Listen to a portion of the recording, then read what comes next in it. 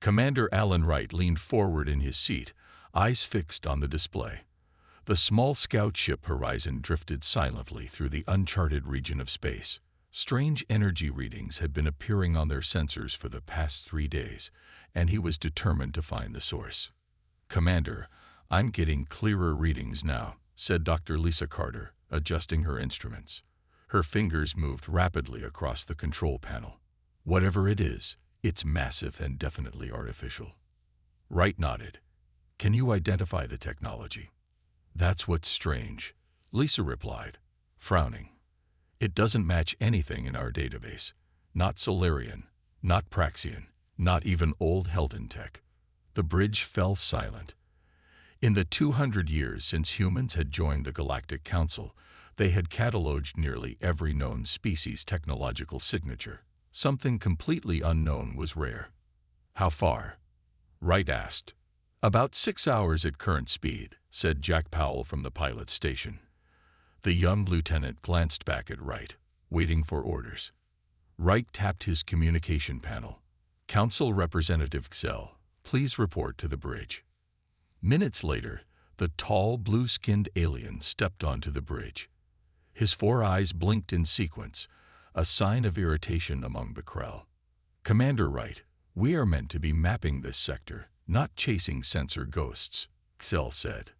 "This is no ghost," Wright replied, gesturing to the readings. "It's a structure of some kind." Xel examined the data and his skin darkened slightly. "I must advise against this course of action. The Council has not authorized first contact or archaeological expeditions in this sector." Wright smiled politely. "We're not making contact or digging anything up. We're investigating an anomaly, as per Exploration Directive 7. Xel knew he was outmaneuvered. "I will note my objection in the official log." "Duly noted," Wright said, turning back to his crew. Lieutenant Powell set course for the anomaly. 6 hours later, the Horizon dropped out of FTL travel. Through the view screen, they saw it, a massive space station, dark and silent against the backdrop of stars. "My God," whispered Lisa. "It's at least 15 kilometers across." Wright ordered the ship closer. The station showed no signs of power or life, its surface scarred by micro-meteor impacts and cosmic radiation. It had clearly been abandoned for centuries, maybe millennia. "I'm detecting an access point that might still be functional," said Chief Engineer Ben Foster. "We could dock there." Wright considered the risks. Every instinct told him this discovery was important. "Prepare a boarding team. Dr. Carter, you're with me. Lieutenant Powell, you have the con." Xel stepped forward. "Commander, I must insist on accompanying you." Wright nodded. "Fair enough." The boarding team, sealed in their exploration suits, entered the ancient station through an airlock that, surprisingly, still functioned. Their lights cut through darkness untouched for countless years. "Atmosphere is thin but present," Lisa reported, checking her instruments. "Mostly nitrogen with traces of oxygen. Temperature -40 Celsius. They moved deeper into the station, finding vast empty chambers and corridors built on a scale larger than human proportions. "Look at this," Ben called out, pointing to markings on a wall. Lisa examined them. Some kind of writing, but nothing like any language I've seen before. They continued exploring for hours, finding nothing but empty rooms and dead systems. Then Wright noticed something. A faint glow coming from behind a massive door. "There's power here," he said. After all this time, with effort, they managed to open the heavy door. Inside was a chamber unlike the others, filled with terminals and displays, some still glowing with dim light. Lisa approached one terminal that seemed more active than the rest. As she touched it, the screen suddenly brightened, displaying a star map. "It's a navigation system," she said with growing excitement. "And look, it's highlighting these coordinates." The map showed a distant region of space, far from any charted systems, where dozens of points of light pulsed slowly. "What is it?" Xel asked, his professional caution temporarily forgotten. Lisa studied the symbols accompanying the map. Her eyes widened. "If I'm reading this correctly," she said, "these are the coordinates to something called—" She hesitated, double-checking her translation. "The Sleeping Fleet." Commander Alan Wright stood before the Galactic Defense Committee, his back straight and his uniform crisp. The large chamber housed representatives from 27 species. Most looked bored. Some whispered to each other. None seemed interested in what a human had to say. "The station we discovered contains coordinates to what appears to be an ancient fleet of ships," Wright explained. He gestured to the holographic display showing images from their expedition. "Dr. Carter has partially translated the data. These vessels were hidden deliberately, preserved for some future need." High Commissioner Volner, a tall Nephilim with silver skin, leaned forward. "Commander Wright, while we appreciate your enthusiasm, what exactly are you proposing?" "I'm requesting resources to mount an expedition to these coordinates," Wright replied. "If these ships exist, their technology could be valuable to the Council." A rumble of laughter spread through the chamber. Wright felt his face grow warm, but maintained his composure. Zartol, the renowned Praxian scientist, rose from his seat. His 6 limbs moved in perfect coordination as he approached the display. "I have examined the data you provided," he said, his voice carrying easily through the chamber. "The technology you discovered is primitive at best." Wright frowned. "With respect, Doctor, we've barely begun to analyze. The energy signatures indicate propulsion systems at least 800 years behind current Council technology," Zartol continued as if Wright hadn't spoken. "The materials are common alloys. There is nothing of value in this junkyard you've discovered." More laughter filled the room. Wright glanced at Dr. Lisa Carter, who sat rigidly in her chair, her face showing the same frustration he felt. "The age of the station suggests." Wright tried again. "Age does not equal value, Commander," interrupted Ambassador Krell from the Zodiarchs. "Many primitive civilizations rose and fell before joining the galactic community. Their remains litter the cosmos. We do not investigate every piece of space debris." Wright took a deep breath. "This is different. The scale alone." "Humans," sighed Zartol, turning to address the committee rather than Wright. "Always so excited by trinkets. Your species is simply too young to recognize garbage when you see it." The chamber erupted in laughter. High Commissioner Volner raised a hand for silence. "Commander Wright, your request for resources is denied. The Council thanks you for your report, but suggests you return to your assigned duties." Wright clenched his jaw, but nodded respectfully. As the committee moved on to other business, he collected his data pad and left the chamber, Lisa following close behind. In the corridor outside, Commander Maria Rise waited for them. The dark-haired officer pushed away from the wall she'd been leaning against. "That bad, huh?" she asked, seeing their faces. "Worse," Lisa replied. "They didn't even consider the possibility." "Zartol made sure of that," Wright said bitterly. "He's determined to make humans look foolish at every opportunity." Rise shrugged. "It's politics. The Praxians don't want humans gaining influence. What will you do now?"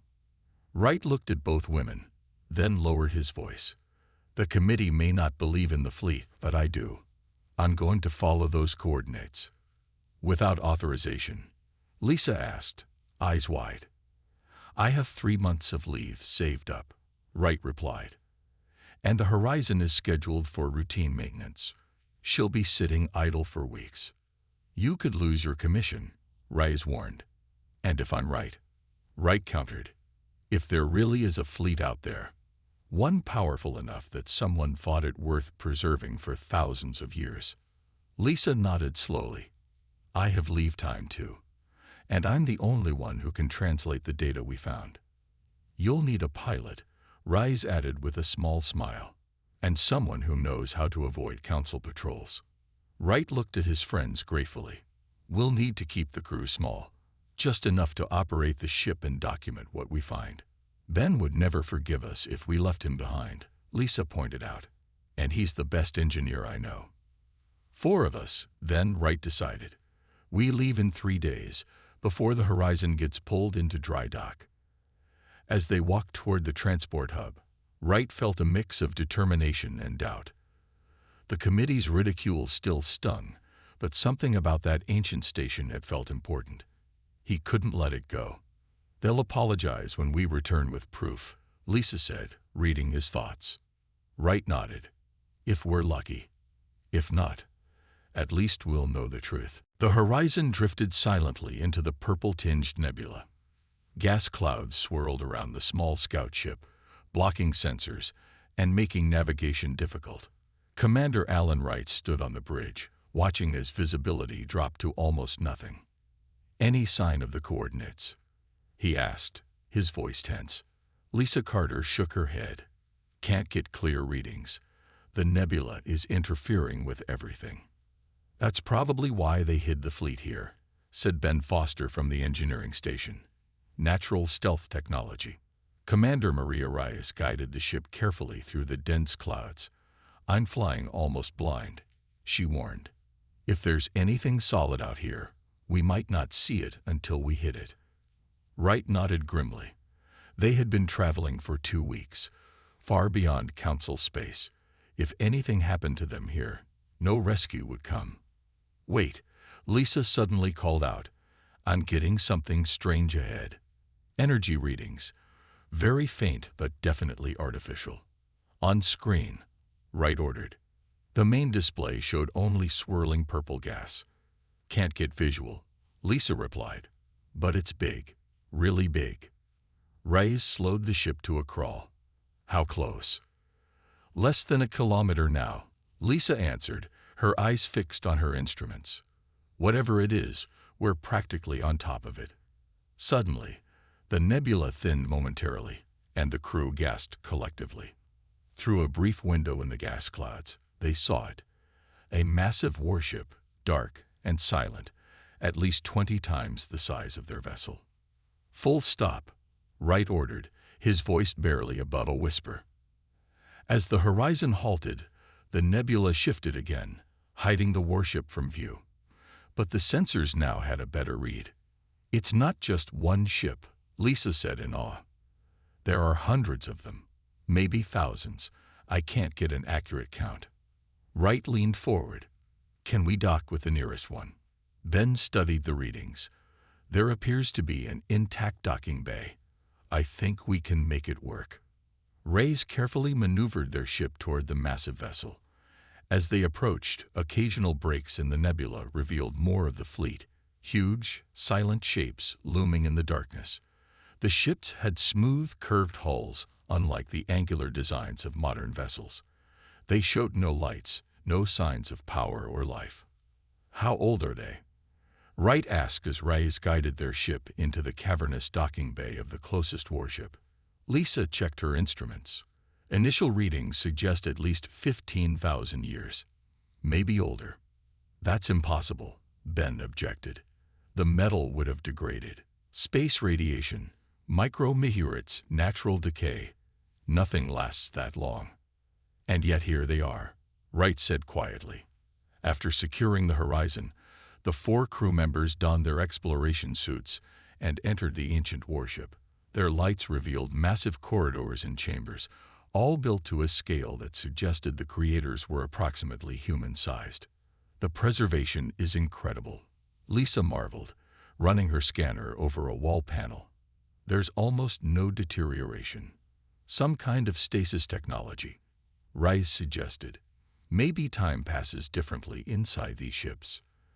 They continued deeper into the vessel, finding massive engine rooms, crew quarters, and what appeared to be weapons systems unlike anything in the Council database. In what seemed to be the ship's command center, Lisa discovered a still-functioning terminal. Her fingers moved carefully over the ancient controls. "I think I can access their database using the translation keys from the station," she said. The others gathered around as the terminal slowly came to life, displaying symbols and images in an unfamiliar language. Lisa worked quietly, occasionally muttering to herself. Then suddenly she stepped back, her face pale even in the dim light of their suits. "What is it?" Wright asked. "I've confirmed the age of the fleet," she said, her voice shaking slightly. "And I've identified the creators." "Who built these ships?" Ben asked. Lisa turned to face them, her expression a mixture of disbelief and wonder. "We did," she said quietly. "Humans. These ships were built by humans from Earth, thousands of years before our recorded history even began." For 5 days, Wright's team explored the ancient warship, recording everything they found. They set up a base camp near the bridge, using portable generators to power their equipment. The ship remained dark and silent around them, revealing its secrets slowly. "I still can't believe humans built this," Ben said as he examined a panel of controls. "Our earliest space flights were less than 500 years ago." Lisa nodded, not looking up from the terminal she was working on. "According to what I've translated, these ships are nearly 20,000 years old. Earth was still in the Stone Age then." Wright walked around the bridge, his hand trailing along the dusty consoles. "Then how?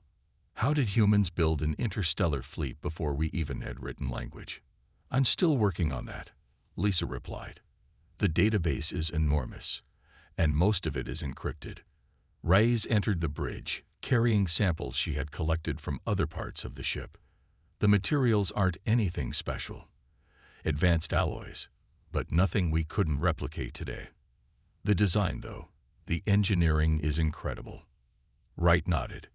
"Keep working. We need answers before we report back." Later that night, while the others slept, Lisa continued to work on the ancient computer systems. She had connected her own equipment to the ship's terminals, trying different methods to access the encrypted data. "Just one more attempt," she muttered to herself, initiating a new decryption sequence. Suddenly, the terminal glowed brighter. Symbols flashed across the screen faster than she could follow. Throughout the bridge, long-dead systems began to power up. "Right," she called out, backing away from the terminal. "Something's happening." Wright woke instantly, rushing to her side as lights flickered on around them. Reyes and Ben joined them moments later, watching in awe as the massive ship slowly awakened. "What did you do?" Wright asked, trying to keep his voice calm. "I don't know," Lisa admitted.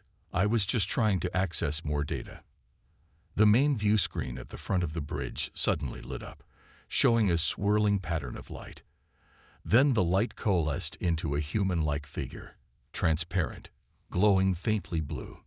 "Genetic identification confirmed," said a voice that seemed to come from everywhere at once. "Human descendants detected. Level 1 access granted." The 4 crew members stared at the figure in shock. "What are you?" Wright finally asked. "I am Guardian," the figure replied. "Artificial Intelligence Commander of the Sentinel Fleet. I have been dormant for 19,873 standard years. You recognize us as human?" Lisa asked. The figure's head tilted slightly. "Your genetic patterns match those of my creators, with expected evolutionary drift. You are descendants." Wright stepped forward. "Why was this fleet built? Why was it hidden here?" "Full historical data requires higher access clearance," Guardian replied. "Level 1 access permits basic operational control and limited historical context." "How do we get higher clearance?" Reyes asked.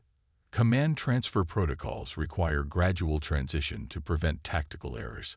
Higher access will be granted as you demonstrate competence." Ben looked around as more systems powered up throughout the ship. "Is the whole fleet waking up?"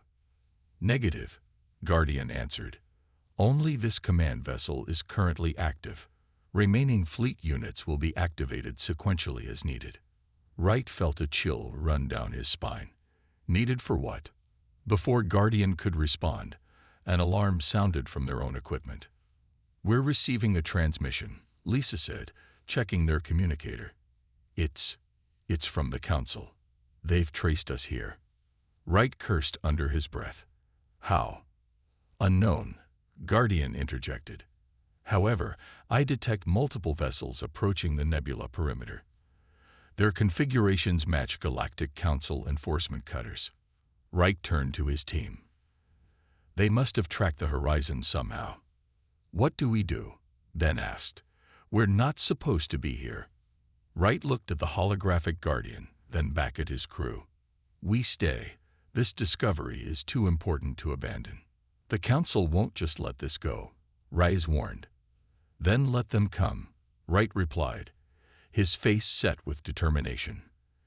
It's time they saw what we found. It's time they learned that humans aren't as young a species as they thought.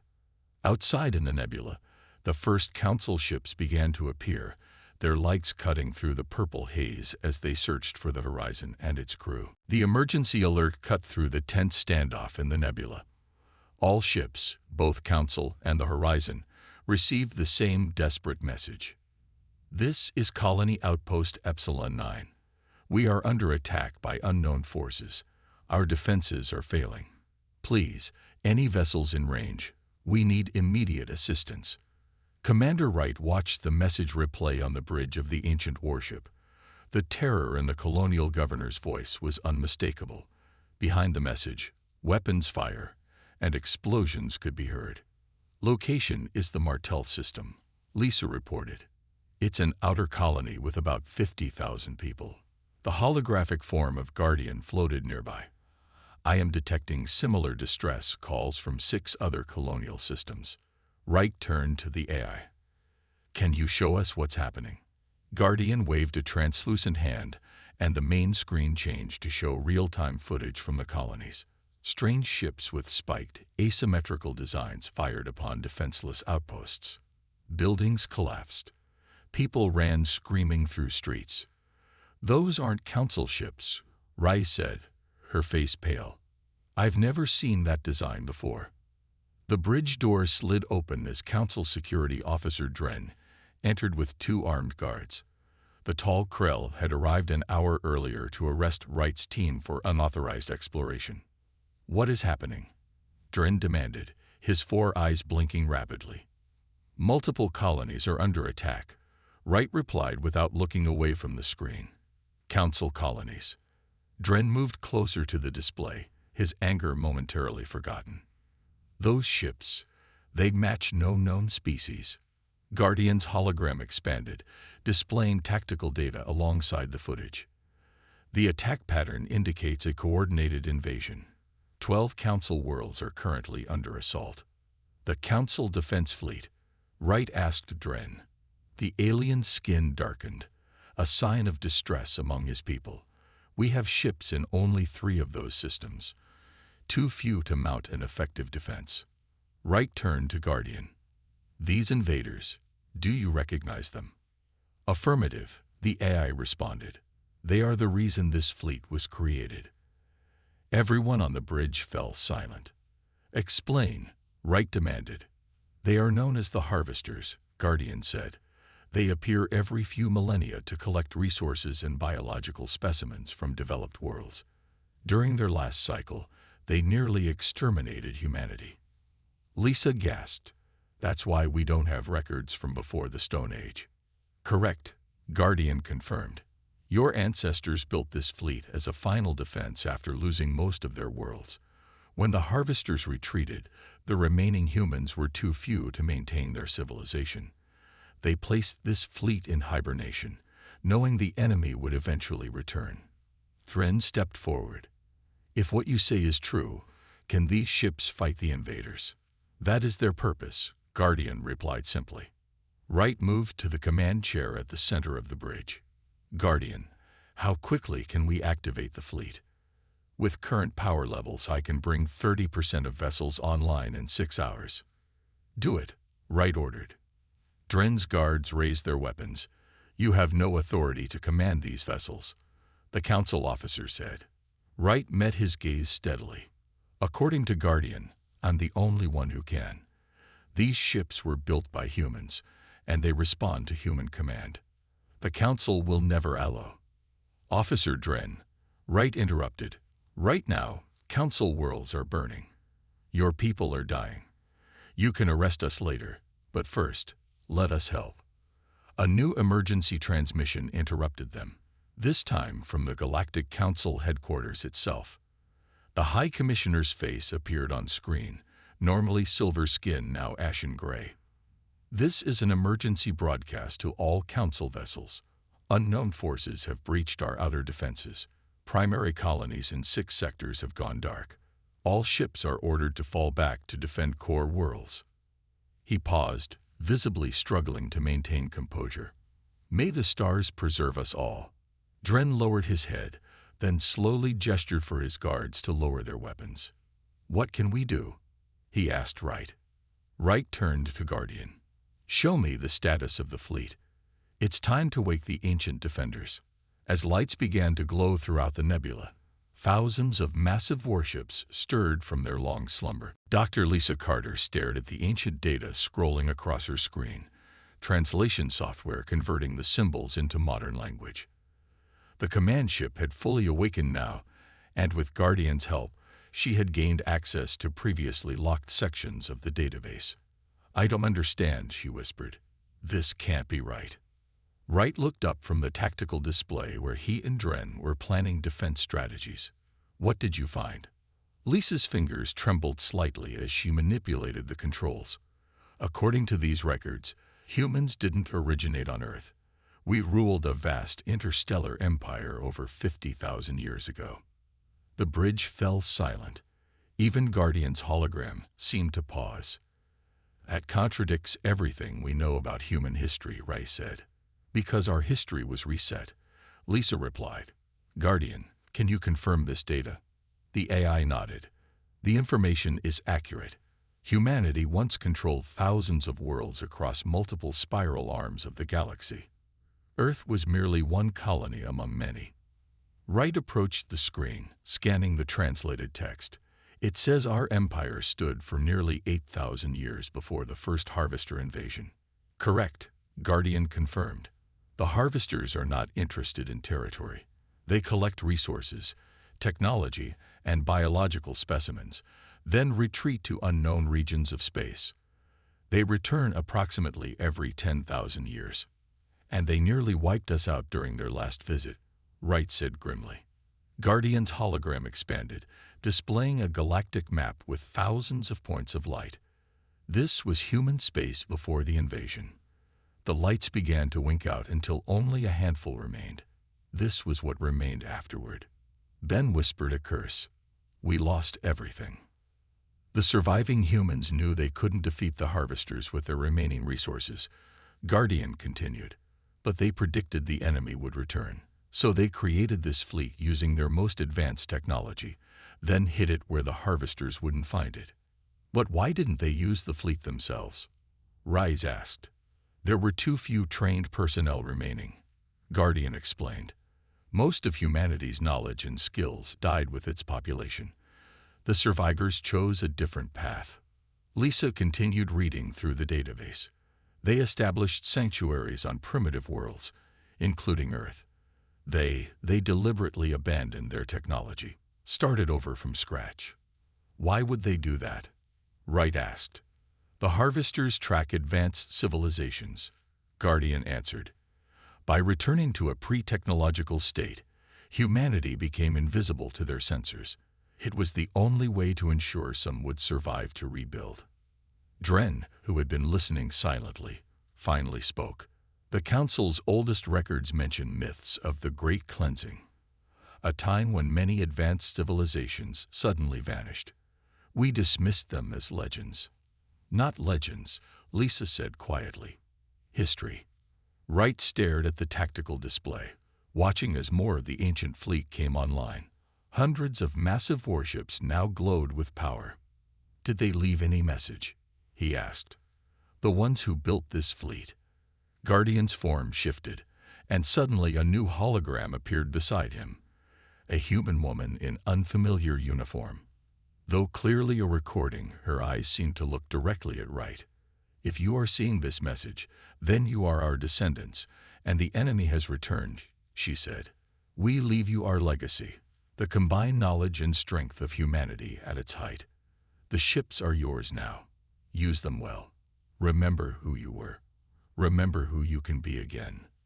The message ended, leaving the bridge in silence. 50,000 years, Ben said softly. All that time, starting over, crawling back from the Stone Age. And now we're needed again, Wright said. He turned to Dren.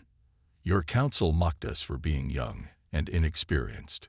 It seems we're actually the oldest species in the galaxy. Commander, Guardian interrupted.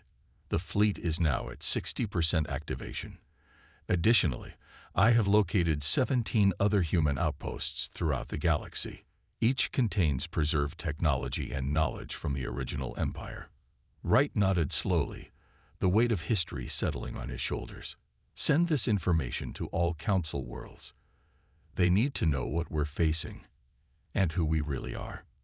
As he gave the order, the ancient warships began to move, their massive engines glowing after 20 millennia of silence. The Galactic Council's emergency chamber fell silent as the massive view screen showed the approach of the ancient fleet. 3,000 warships moved in perfect formation, their dark hulls gleaming in the light of distant stars. At their center flew the command ship, where Commander Alan Wright stood on the bridge. They're watching us, Lisa said quietly from her station. Wright nodded. Good. Let them see what's coming. The Council had retreated to their core worlds after losing over 30 colonies to the Harvesters. Their own defense fleet, once considered the most powerful force in known space, had been decimated in the first wave of attacks. High Commissioner Volner's face appeared on the communication screen. Commander Wright, the Council has unanimously voted to place all remaining defense forces under your command. Wright fought to keep his expression neutral. We appreciate your cooperation, Commissioner.